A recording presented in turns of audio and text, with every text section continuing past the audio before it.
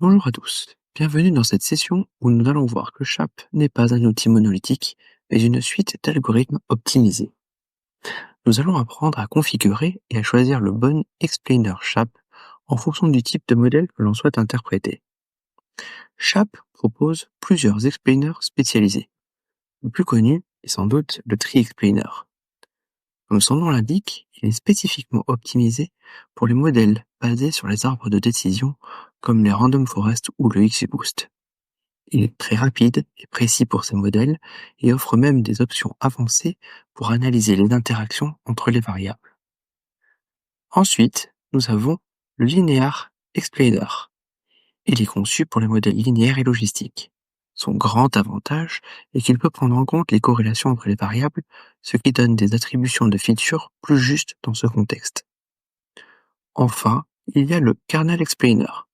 C'est le couteau suisse de SHAP.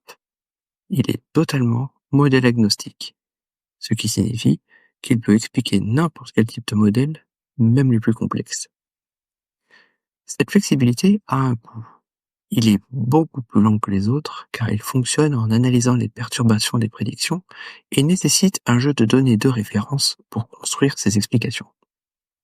Choisir le bon explainer est donc un compromis entre la spécificité du modèle, la vitesse et la flexibilité. Pour voir comment les utiliser concrètement, passons à la démonstration où nous allons appliquer ces trois explainers sur des modèles adaptés. Allons-y. Bonjour à toutes et à tous. Dans les modules précédents, nous avons commencé à explorer SHAP pour expliquer nos modèles d'apprentissage automatique. Aujourd'hui, nous allons approfondir notre compréhension des différents types d'explainers SHAP et apprendre à choisir le bon pour le bon modèle. C'est crucial car l'efficacité et la précision des explications SHAP dépendent de l'outil que vous utilisez. Pour cette démonstration, nous avons besoin de données et de modèles entraînés.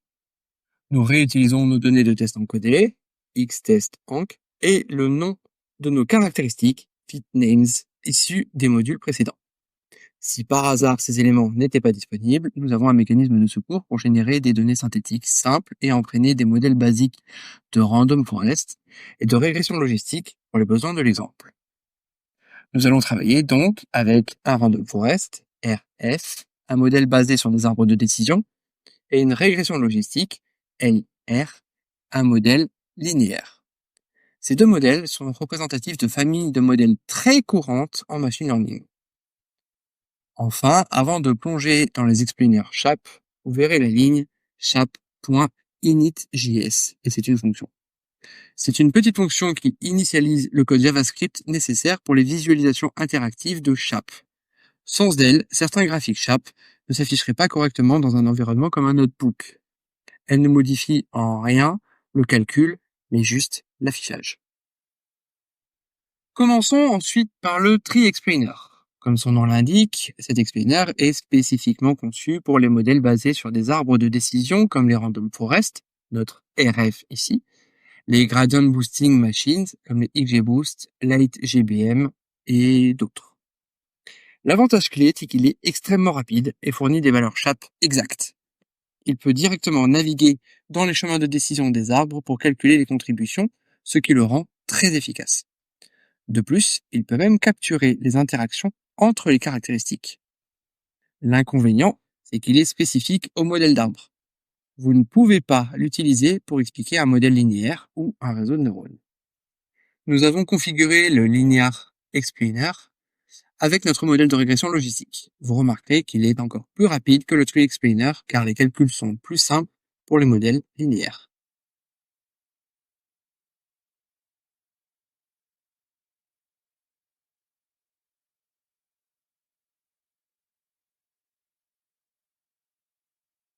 Ensuite, le Linear Explainer.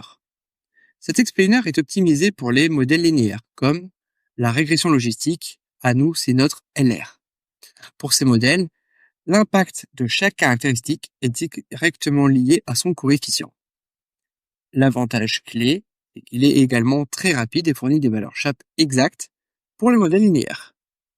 Et l'inconvénient, vous vous en doutez, c'est qu'il est limité aux modèles linéaires.